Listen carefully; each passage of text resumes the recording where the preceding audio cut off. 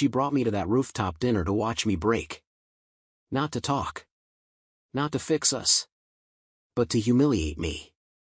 There she was, Lydia, laughing too hard at another man's jokes, her hand a little too close to his. The guy? Brandon. Gym muscles, smug grin, the kind of guy who thinks flexing is a personality trait. I was the husband. The afterthought. She didn't even try to hide it. That night, I didn't just lose a marriage. I watched the version of myself I had been, quiet, loyal, blind, get buried in a restaurant chair under a linen napkin and a bottle of overpriced wine. But I didn't stay broken. This is the story of what happened after. The betrayal, yes, but more than that, the rebuild. The slow, painful process of remembering who I was before I let someone else define my worth. And if you've ever loved someone who mistook your kindness for weakness. If you've ever stood in the ruins and wondered if you'd feel whole again. This story is for you. Because I didn't just survive it.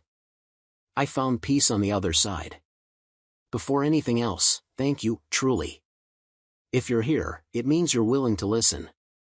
And for someone who's walked through silence, gaslighting, and the quiet unraveling of trust, being heard means more than you know. This story isn't about revenge. It's not about blame. It's about truth, mine. It's about what happens when love turns into control, when loyalty becomes a leash, and when the person you gave your life to becomes the one who tears it down. But it's also about what comes after. If you've ever been made to feel small, replaceable, or unseen, this story is for you. If you've ever had to pick yourself up, piece by painful piece, and figure out how to breathe again, you'll see yourself in these pages. Not because our paths are identical, but because healing? It speaks a universal language. So take a breath. Clear your mind. And come with me, to the night it all cracked open. To the moments I nearly lost myself. And to the quiet strength I never knew I had. This isn't just where my story ends, it's where yours might begin, too. Let's dig in. Camden. I swear, if that arrogant punk had opened his mouth one more time, I'd have shattered his jaw and turned that smug expression into a permanent grimace. We were at a rooftop bar in downtown Seattle, all mood lighting and overpriced appetizers. I never wanted to be there. Lydia told me we needed to talk. I figured she meant marriage counseling or at least a truce. I didn't expect a trap. There he was, Brandon Kellerman. The coworker. The guy I was always hearing about but never met. He was already there when I arrived, wearing a tailored navy blazer like he'd stepped out of a stock photo shoot, beard too sharp, hair too styled. He gave me that fake half-smile like he'd already won. And Lydia, my wife, was sitting beside him like it was a date. Her hand brushed his arm as she laughed too hard at something he said. A laugh I hadn't heard in months. "Cam," she said with forced calm, gesturing to the empty seat across from them, "this is Brandon. I've mentioned him before." Yeah. She had. Too many times. Her creative director, her work soulmate, the guy who understands her creative side. I'd always had a feeling. I sat down, keeping my tone civil, but my fists were already clenched under the table. Then Brandon leaned in, eyes locked on mine like he was the villain in a mid-budget Netflix thriller. "Let me cut to it, Camden. You've got two choices." He didn't even blink. "Leave with your pride. Or stay and get crushed." Lydia didn't even flinch. She looked relieved. My pulse spiked. I could barely hear over the blood rushing in my ears. I repeated the words in my head like a bad joke. "Leave with your pride. Or stay and get crushed." He thought I'd walk. That I'd roll over and let them erase me from my own life. I took a breath, exhaled slow, and looked him dead in the eye. "You want your jaw intact or wired shut?" Then I stood and cleared the damn table, with his face. Glass shattered. A wine glass exploded, red across Lydia's ivory blouse. Screams erupted. Brandon tried to stand, bad move. I hit him once. Hard. Years of resentment, sleepless nights, and loneliness channeled into that punch. "Cam, stop." You're embarrassing me. Lydia shrieked. Embarrassing her. After she dragged me here to be discarded like a threadbare coat. Security rushed in. I was pulled out, blood on my knuckles, Brandon still wheezing behind me. Outside, the air was cold. The door clicked shut. And I just stood there. Alone. But somehow lighter. I didn't feel rage anymore. Just quiet. And one brutal, undeniable truth, Lydia brought me there to watch me lose. That rooftop dinner wasn't a confrontation. It was a finale. I wasn't interrupting an affair, I was being written out of the script. She'd choreographed every glance, every smirk, every moment with Brandon like it was theater. And I'd walked in, center stage, clueless. A stand-in reading lines while she stared at her leading man across the candlelight. She used to look at me like I was the reason the sun came up. Now she looked at me like I was in her way. Laughing at my heartbreak between bites of ahi tartar. But that night didn't destroy me. It unplugged me. Because I knew one thing, this wasn't over. When I got home, our condo felt wrong. Not messy, not rearranged, just off. Like the energy had shifted. Like the place had already started forgetting I lived there. Her perfume still lingered in the hallway. But it wasn't just hers. Something deeper. Muskier. Masculine. Brandon. I walked into our bedroom. The bed was made with tight, pristine corners, something Lydia never cared to do. It felt sterile. Like a room staged for someone else. I sat down. My palms still throbbed from the hit. My mind raced, replaying Brandon's smug smirk, Lydia's icy stare, the heat of her hand on his thigh. My phone buzzed.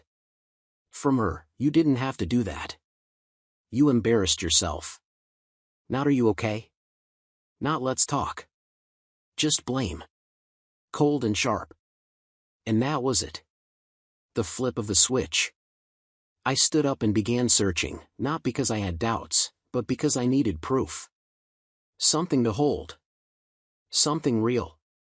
I started in the closet. Everything looked normal, until I hit the shoe rack. A new pair, crimson stilettos. Polished. Pricey. Lydia hadn't worn heels around me in months. Next, her vanity. Her tablet sat charging. Unlocked. She always trusted I wouldn't snoop. She was wrong. The first image hit like a gut punch. Her, barely clothed, posing in a hotel mirror. Date stamp, last weekend. She'd said she was at her friend Kara's wine retreat in Walla Walla. One more swipe. There he was. Brandon. Shirtless. Brushing his teeth in the background. My breath caught. My chest burned. There were more photos. Messages. Videos. And suddenly, silence again. But it wasn't weakness anymore. It was resolve. Some of the files were voice notes. His voice, low, smug, calling her my little secret. Her reply. Giggling like a teenager sneaking out after curfew. One clip? She called him daddy. I nearly hurled the tablet across the room. They didn't just cheat, they mocked me. Another message made my skin crawl. He still thinks we're working on our marriage. Poor baby. Poor baby. That one hit harder than my fist had hit Brandon the night before. Suddenly, it all aligned. The late nights at strategy meetings. The wine-stained girls' weekends in Portland. The sudden interest in wearing perfume she never wore for me. Lingerie I hadn't seen. The distance. The eye rolls. The way she went still when I reached for her in bed. She hadn't been mine for a long time. I wasn't her husband anymore, I was just a prop. Something she stood beside to keep up appearances until it was convenient to disappear. The next morning, she breezed into the kitchen like nothing had happened. Hair tied up, no makeup, sipping her cold brew like she hadn't just detonated our life the night before. I was already at the dining table, tablet in front of me. Watching her. Waiting. She looked up. "What?" she asked, flat. I didn't say a word. I just slid the tablet across the table, screen lit with the thread of their messages. She stopped scrolling her phone. Froze. Her eyes dropped to the screen, and for the first time in months, she was quiet. Finally, she looked up. Her voice didn't even crack. "Why were you snooping through my stuff?" That was it. No apology. No denial. Just a deflection so hollow it echoed in the space between us. I leaned forward, voice low. "You lied. 4 months. You gaslit me, humiliated me, invited him into our lives and treated me like some disposable extra. And now you're mad because I found the truth?" She shrugged, like she was discussing weather. "You've been boring, Cam. You gave up. I needed something that made me feel." I clenched my jaw. "And Brandon was the answer?" That guy can't speak a full sentence without flexing his triceps. She smiled. "At least he listens. At least I don't feel invisible." That was it. That was the moment I knew she'd never really loved me. Just the idea of stability. I stood. Walked to the bedroom. Started packing. She followed. "You're leaving?" I zipped the bag. "I already left." "You already left, Cam," Lydia said as I passed her in the hallway. "You just didn't have the guts to say it out loud." I stopped mid-step. "What was that?" She looked up at me, eyes sharp, expression empty. "You were never man enough for me." I didn't reply. I didn't give her the satisfaction of a flinch. I just walked out the front door, duffel bag slung over my shoulder, leaving behind the woman I once thought was home, in a place that now reeked of someone else's cologne and cheap lies. But deep down, I knew it wasn't over. Not yet. That night, I checked into a short-term apartment in Belltown. 4 blank walls. No memories, no perfume ghosting in the air, no photos mocking me from the mantel. Just silence. And the silence? It was brutal. I couldn't sleep. Every time I closed my eyes, I saw her, Lydia, smirking while Brandon played alpha at that rooftop dinner. The way she looked through me, like I was some background noise interrupting her next chapter. The voice notes haunted me. That wasn't the Lydia I married. That woman had dreams. She used to sketch house floor plans on napkins and talk about getting a rescue dog together. We used to walk Green Lake, hand in hand, talking about names for kids we hadn't even started trying for. Now she was whispering things to Brandon that made me feel like I'd stepped into someone else's nightmare. She called me soft. Predictable. Said I'd probably die paying someone else's mortgage, and he laughed. "Good," he said. "Let him. They didn't just cheat. They erased me." For 3 days, I didn't respond to her calls. Not once. She never apologized. Never said I'm sorry. Just texts like, "You overreacted. We can be civil. Let's talk terms." Like our marriage was some expired lease agreement. On the 4th day, she knocked on my door. I opened it. And there she stood, hair down, no makeup, that innocent gray sweater she used to wear when we binged Netflix on Sundays. "Can we talk?" she asked. I stepped aside. She walked in like she still owned me. Sat down. Crossed her legs. Unbothered. "You've had your tantrum," she said, voice crisp. "Now let's figure out what comes next." I leaned against the edge of the kitchen counter, the cool stone grounding me as the storm built inside. "You're acting like you didn't just nuke everything we had," I said, voice low. She exhaled, dramatic, tired. "It wasn't working, Cam. You were distant. You stopped seeing me." I let out a bitter laugh. "I saw you every single day. I tried. You pulled away. You got cold. And instead of saying a damn word, you handed yourself to some gym bro with the personality of a protein bar and gave him what you promised was mine." "Don't be so dramatic," she snapped, rolling her eyes. It's not like I planned any of this. No? I stepped closer. Then explain the hotel reservations under your name. The lingerie tags still in the Nordstrom bag. The mirror selfies. The voice notes. The videos. She flinched, barely, but it was there. And explain why Brandon thought he had the right to tell me to step aside like I was just squatting in my own life. Her mouth twisted into something halfway between a smirk and a sneer. You're making this into a crime scene. No, I said, my voice hardening. What you did wasn't murder. It was an assassination. You didn't just leave. You killed the man I was, and you didn't even have the decency to bury what was left. That hit something. She stood up fast, her chair scraping against the hardwood. I needed more, Cam. You don't get it. You stopped trying. You came home, cracked a beer, watched the same shows, became the same safe, beige version of the man I married. So instead of telling me, you started sleeping with someone else and made me believe I was the reason we were falling apart? She headed toward the door. You always had to be the victim. Maybe if you'd been more of a man. Stop right there, I said. I don't still have a wife. I never did. I had a parasite. One that smiled while it drained me. She turned. Dark eyes. Cold voice. You think I didn't suffer too? I wasted years pretending I was happy.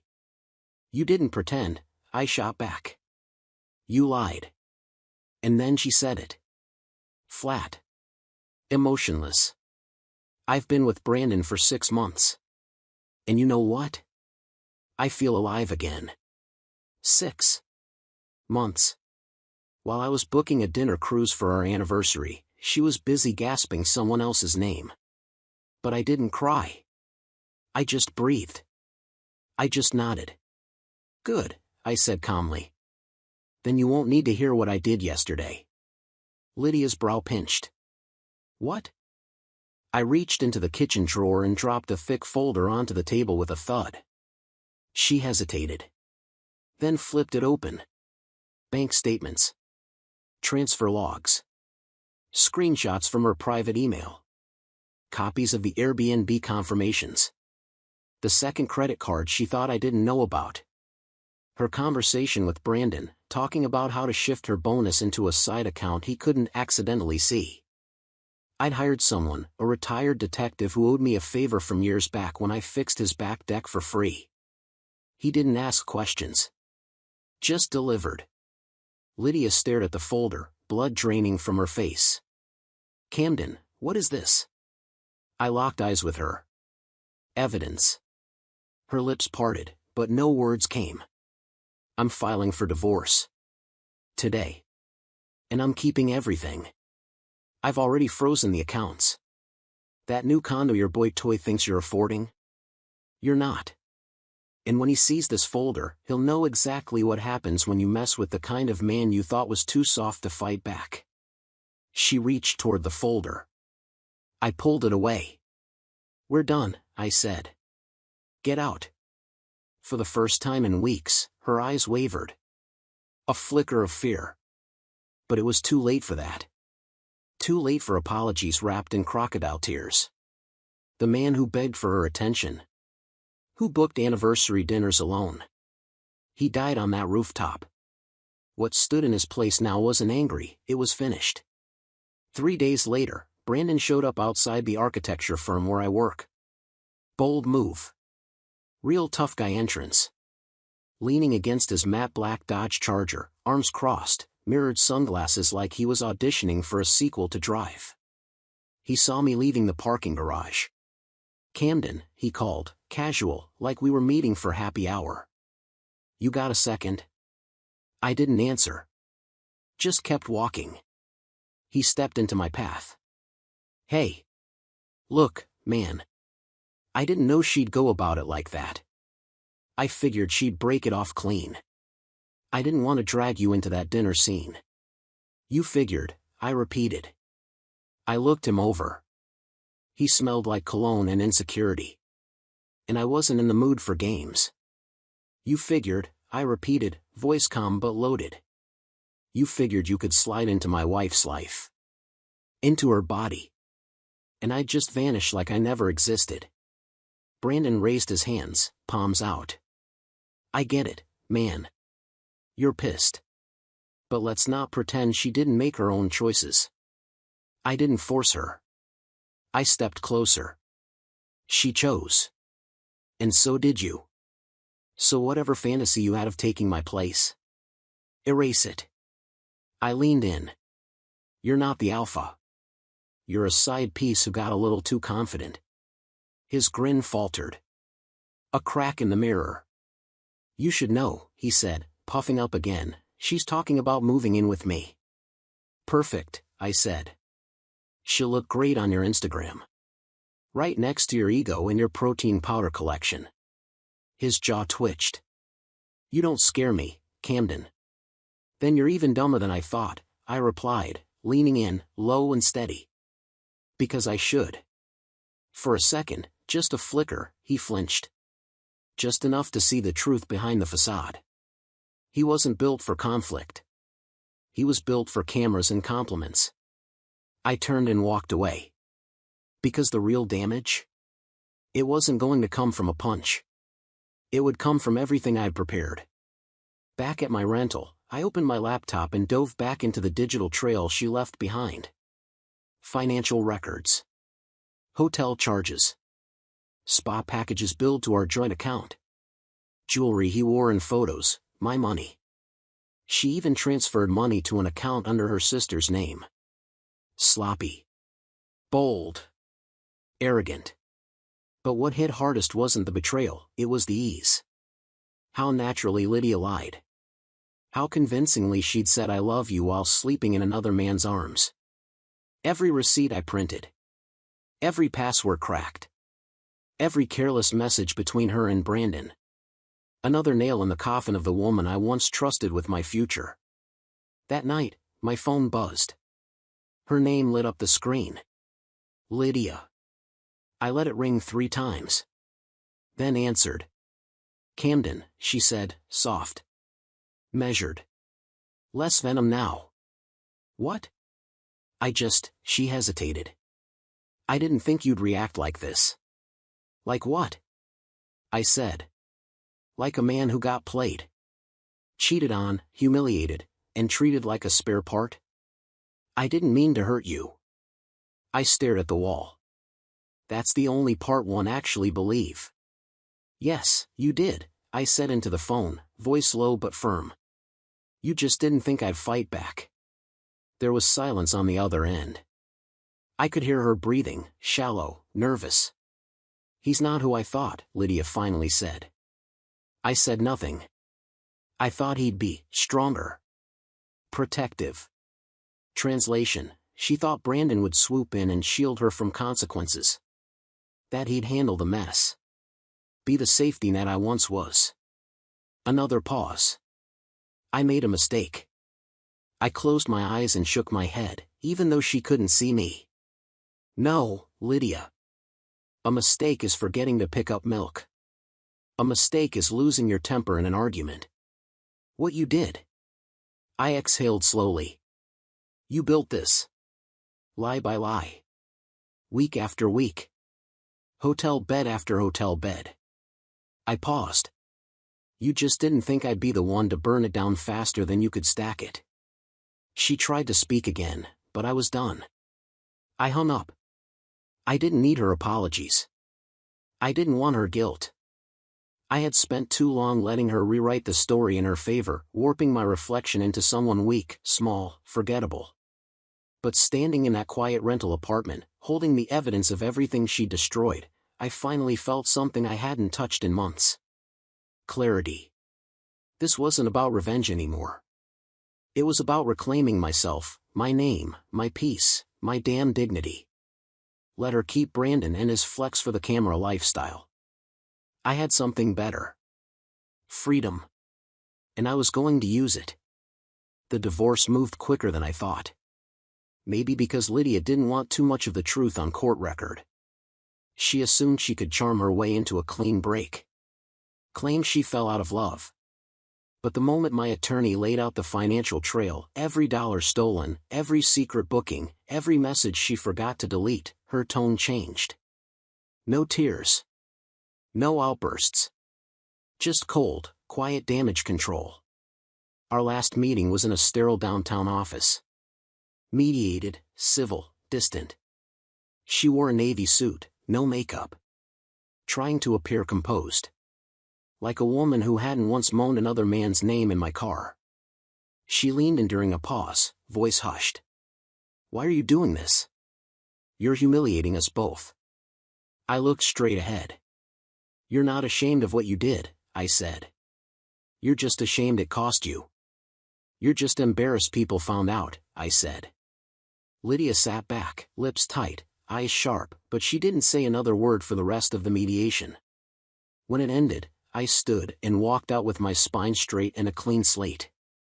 She walked out with her mask cracked and her gym toy waiting at the curb, parked in his matte black Charger, texting her like a lost puppy. I thought I'd feel satisfied. I didn't. There's no victory lap after betrayal. No gold medal for surviving infidelity. Just silence. And numbness. And after that, a slow rebuild. Nights were the worst. Not because I missed her, but because the echoes still lingered. The silence where her fake laughter used to live. The cold side of the bed where she used to pretend she was tired.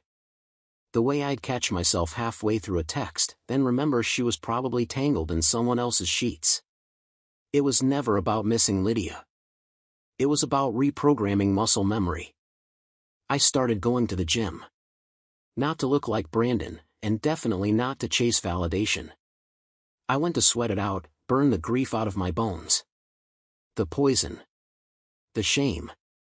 The buried anger. Set by set, I started remembering who I was before her. Not broken. Not bitter. Just me. One night, a buddy from the firm dragged me to a bar in Capitol Hill. Said I needed to step back into the world. I almost passed, but something in me said go. That's where I saw her. Not Lydia. Rachel, her sister.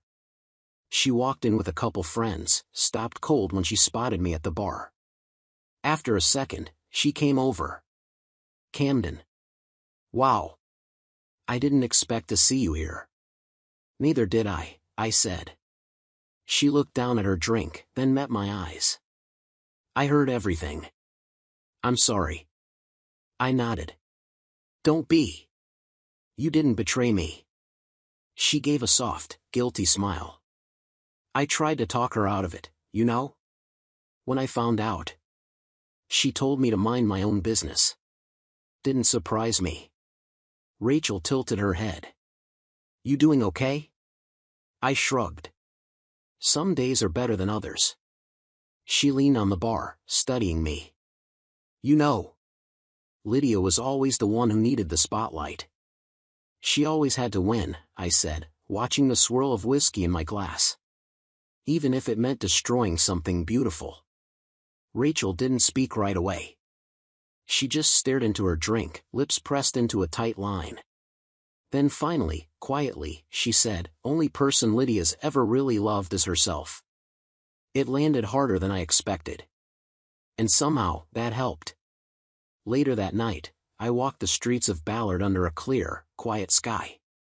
One of those rare Seattle nights when the air feels clean, like something heavy has finally lifted. Like the toxins bled out of your system without you noticing. For the first time in what felt like forever, I smiled. Not out of victory. Not out of revenge. But because I finally understood what peace tasted like. No more pretending. No more waiting for apologies that would never come. And nothing, not Lydia, not Brandon, not even the ghost of the man I used to be, could take that clarity away. About a week after that night, I got a message that caught me completely off guard. It was from Brandon. "I need to talk. Man to man." I almost laughed when I read it. The same guy who stood in front of me weeks ago, chest puffed out like a gym class bully, now wanted to talk like we were on the same level. My first instinct was to block him. But curiosity's a hell of a drug. I told him we could meet, in public. Neutral ground. I chose a quiet coffee shop tucked on the edge of Fremont. He showed up late. Different. Slower. Hair unkempt. Wrinkled shirt. Eyes ringed with shadows. He sat across from me and didn't speak for a full 30 seconds. Then finally, he muttered, "I think I made a mistake." I didn't respond. "She's not what I thought," he went on. "I mean, yeah, she's beautiful. But he hesitated, then whispered the word like it tasted bitter. Poison." I leaned back in my chair. "Welcome to the club. She used to talk about you," he said, like a confession. "Said you didn't care. That you ignored her. That you hadn't touched her in months." I raised an eyebrow. "And you believe that?" He looked away. I wanted to. And there it was. The truth. He needed to believe I was the villain. So he could live with what he'd done. "She's already seeing someone else," he said finally, voice low. That made me pause.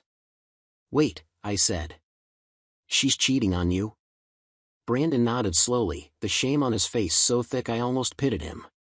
"She met him at some yoga class," he muttered. "Guy with a boat. Smooth. Wears beads. She swears it's nothing. Says I'm being paranoid." He rubbed his temples. "But I know the signs now. The late texts. The girls' weekend in Spokane. The new underwear that somehow never shows up in the laundry." He looked up at me, eyes dull. "It's déjà vu. But this time, I'm you." I should have felt vindicated. Triumphant. I should have leaned back and said I told you so with a smug grin. But all I felt was tired. "You played your part, Brandon," I said, my voice even. "Now you get to see what it's like on the other side." He exhaled, long and heavy. "I don't think she's capable of real love." "She's not," I said. "She's only capable of chasing attention. And when that attention fades, she finds a new audience." He didn't respond. Just sat there, stewing in the storm he helped create. I stood up, pushing in my chair. "Good luck, man." "I mean that." He blinked. "You're not mad anymore?" "I was," I said, slinging my jacket over my shoulder. "But anger's heavy. And I've carried enough of it already." Outside, the sun cut through the gray April sky, falling across my face like something sacred. Warm. Clean. I walked slowly, breathing in the salt-tinged breeze drifting in from the sound. I felt light. That night, I sat barefoot on my porch, a glass of bourbon in hand, listening to nothing but the creak of the wood and the occasional hum of passing cars. No buzzing phone. No fake apologies. No carefully crafted lies. Just me. Funny how betrayal feels like death when it first hits. But later, it starts to feel like a beginning. A harsh reset. A shedding of skin. Lydia called once after the divorce was finalized. Left a voicemail I never listened to. I deleted it before her voice could stain the silence. She didn't get closure. She didn't get the last word. That belonged to me now. I started traveling again. Weekend hikes. Road trips. Little things I abandoned while trying to keep a hollow marriage alive. I reconnected with my brother. We hadn't spoken in over a year. Lydia called him toxic. Turns out, he just saw through her. Rachel texted sometimes, never too much. Just to check in. A meme. A reminder that not everyone wanted something from me. I appreciated that. She just let me exist. One night, without preamble, Lydia sent me a photo of an old Christmas from years ago. There I was, smiling with her and the whole family gathered together. I stared at that photo for a long time, the genuine smile on my face, the way I once held her hand. Back then, it wasn't an act. I wasn't faking it. She was. That was the stark difference. I've learned to stop mourning what never truly was. The love I thought I had. The marriage I believed we shared. It was my truth, not hers. And that realization? It meant everything. Because now, I've got something she'll never have. Peace. Accountability. A soul that didn't corrode when the lies finally came crashing down. While she's probably still out there chasing that fleeting high, the next man to worship her until he finally sees behind her smile, I'm building again. Brick by brick, with something real. Months passed. Seasons shifted. I stopped counting days and instead celebrated the small victories, waking up without that gnawing pit in my stomach, eating without a constant metallic tang of anxiety, sleeping through the night without nightmares of her voice whispering deceit. Then, one morning, I opened my email and saw her name again, Lydia. The subject line read, Camden. Please, just hear me out. I froze, staring at it for nearly 5 minutes before clicking it open. Camden, I know I'm the last person you want to hear from. I wouldn't write if it weren't important. I messed up. I see that now. Brandon is gone. I'm alone. Her words spilled out. She had time to think about everything, about us, about what she did, what I did, and what it all meant. She said she didn't expect forgiveness, but she needed me to understand that she was lost. That she wasn't trying to hurt me, only to feel something, anything. And she admitted, in a way that hurt more than her betrayal ever did, that the only time she ever felt truly seen was when I was around. That maybe I was taken for granted. I read her message once. Then again. And finally, I deleted it without replying. Because here's the thing, she never truly wanted me. Not then, and not now. She didn't want me, not the version of me who had learned how to breathe without her, who had stopped begging for love disguised as scraps of attention. She wanted the man I used to be. The one who bent. Who shrank himself to fit into her version of happiness. Who twisted his needs into silence just to keep the peace. But that man died the night she humiliated me in public and looked at me like I was dead weight she couldn't wait to unload. What Lydia really missed was the safety I gave her. The loyalty. The comfort of knowing someone would always clean up the emotional wreckage she left in her wake. She didn't miss me. She missed being adored. That's the difference. And by then, I'd already started seeing someone new. Her name was Claire. I met her by accident, at a bookstore tucked between a florist and a bakery in Queen Anne. I dropped a worn copy of The Stranger by Camus. She picked it up, glanced at the title, and said, "Heavy read, for someone with kind eyes." We talked for an hour, standing by the philosophy section. Then coffee. Then long walks through Discovery Park. Then nothing, for a few weeks. Because I needed space. I told her I had scars. She just smiled and said, "Good. Scars mean you're healing." Claire didn't rush me. Didn't dig. She just showed up. Steady. Kind. Honest.